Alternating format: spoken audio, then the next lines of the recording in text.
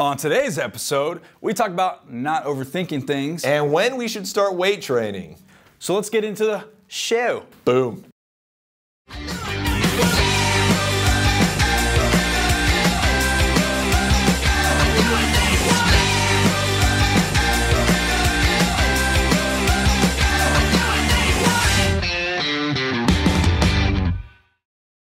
How's it going, guys?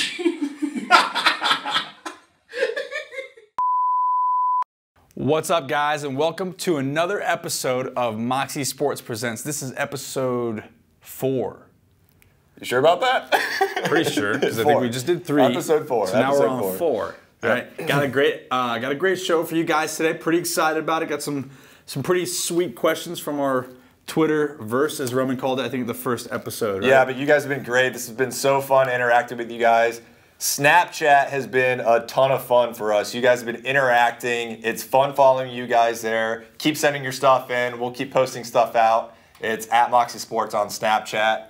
And yeah, it's been fun. We've been having a lot of fun with that. A lot of fun. It's fun to interact one-on-one with you guys. A little addictive. Yeah, can't stop, won't stop. But without further ado, I am Jerry Slutsky. This is Roman Grimaldi. Let's get into the show. Let's get into the first question. What do we got, Liam? Paul asks, how do I not overthink things while I'm playing? All right. How do I not overthink things when I'm playing? This is a really good question, guys, because I think a lot of the sports we play are the biggest hurdle is right up here, Yeah, right? What did Yogi Berra say? Cool, I'm putting you on the spot. I think the way I always heard it was the game's 90% mental, the rest is in your head. But I think I'm misquoting. No, that was it? All right. Got it. I'm pretty sure that was. Yogi-isms, who knows? But anyway, so guys, you know, it's like when we play golf now, our biggest battle is against ourselves up here. So the best thing you can do, I think, in my opinion, to overcome this is your practice times, right? Making sure that we're focusing on quality reps. So when you're in the cage, for example, and we're using baseball as the example again, when we're in the cage, it's making sure that my reps are the proper reps, not just goofing around. Not when I hit on the tee, it's not taking some weak swings and goofing off and talking to your buddies about that girl that was in your class, right? It's making sure we're focusing on what we're trying to get done. It's the same thing when we're playing catch. It's the same thing when we're kicking the ball. It applies to every single sport, guys. So when we get into a game situation, it's second nature. But at the end of the day, guys, I overthink things. I overthink things a lot. But it's all about how we prepare ourselves for the actual event that eliminates the overthinking. Yeah, perfectly right. I think one of the best quotes I ever heard growing up, and I would say it to myself all the time, and I was fortunate enough to play a little bit for this guy, a guy named Brett Butler. He used to say, preparation meets opportunity. Mm-hmm. Preparation meets opportunity. You prepare yourself in the right way, mentally, physically. Once you get into those situations on the ball field, you've already run through them 100 times in your head. It's knowing, you're not going to overthink if I'm out there on the field and I'm already thinking ahead about what's to happen. Yeah. I know that in this situation, I'm going to have to do X, Y, Z and get things done. And speaking of, you know what? We had a shout out. This is Kyle from Motive Deals. Just wave.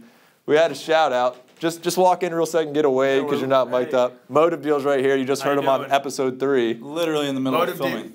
That's how I roll. That's how he rolls. I'm out. Yeah. All right. Good seeing you. You too. Free plug again.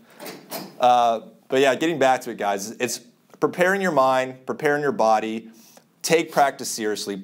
110% in practice, right? I always used to say to myself, practice hard, play harder, right?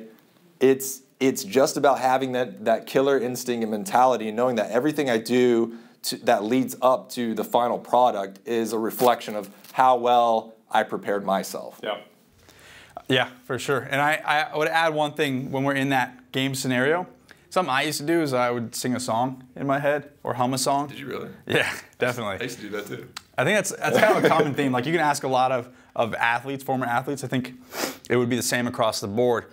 But it's got to be a song with a little rhythm, all right? You can't just pick some hard rock song and you're just like, there's no rhythm. You know what I mean? Like death metal song. Right? No rhythm, guys. So, you know, do something like that, but find your own trick. Everybody's a little different, so I can't sit here and say my method would work for you. But yeah, that's what Moxie the more you has to say go about through that. it, the more you play, everything repeats itself in sports, right? Every situation repeats itself, and you'll be ready for it. So with that, Liam, next question. Marcus from Twitter asks, how and when should I start weight training? Okay. So when and how should I start weight training? Well, I think when is kind of, it depends on the body. We all mature at different ages, but I think the common age or the go-to age is around 14, because that's when we start to develop physically, I think, right? How you should start training, guys, especially at the younger ages, I really would try to sign up or find a sports-specific training facility, right? There's a great one here in Atlanta, Georgia, or in the suburbs of Atlanta, Georgia. It's called Rapid Sports Performance. Yep. We're actually going to do an episode up there. We might even go through a training session just to go through what you guys go through. But they do an amazing job of preparing athletes at the 14, 13, 12-year-old level to getting ready for their weight training. And once they're old enough, then they'll start to ease them into their weight training programs. But I wouldn't just head to a gym and pick up dumbbells and start doing curls, because curls look great on the beach, and that's where we are. We're in the beach phase of our life, right? But they don't really work that great on the baseball field or the soccer field or the football field. So it's making sure we find those facilities, and there's tons of them, guys. You just got to do your research, or you come to us, and we know where the good ones are, and we'll send you in the right direction. Yeah, absolutely. I think one of the biggest things that you really want to do is you start in middle school, right? But it's not about weight training. It's about technique. Yeah. The earlier you start with technique, the safer you're going to be as you progress, and the less likely you are going to be injured. Yep. The better you're going to be to, once you start to be able to lift those heavier weights, your junior, senior year of high school, once you get into college, then you're preparing your body for the next level. Even at the college level, when you guys come in as freshmen, you're not all of a sudden you're not thrown into a weight program where it's, hey, lift the heaviest weight, do this.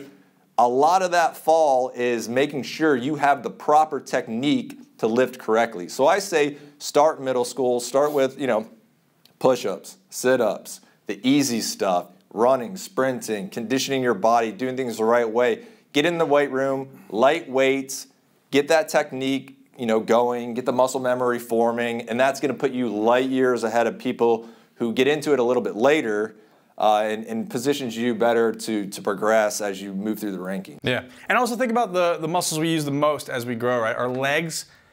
Every sport we use our legs. Yeah, right? Don't skip leg day. Don't skip, please. Upside down triangle guy. Don't be that guy or girl, right? Don't skip leg day, but we use our legs a ton, right? And our core. Yep. Okay, so simple things you can do even when you're 12, 11, 10 years old. Body weight squats, crunches, right? And different variations of crunches, planks, all that stuff.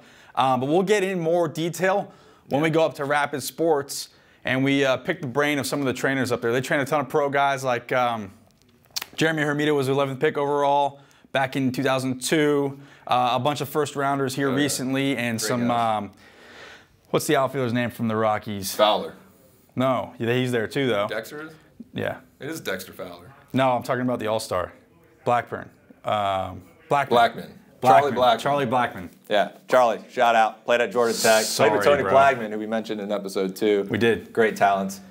So anyways, that's going to do it for episode 4. Guys, hit us up with your questions. Just tweet at us. The hashtag is AskMoxie, right? Hashtag? Hashtag AskMoxie. All right, follow us on Twitter. It's at Moxie Sports Inc. Follow us on Snapchat, Instagram, Facebook at Moxie Sports.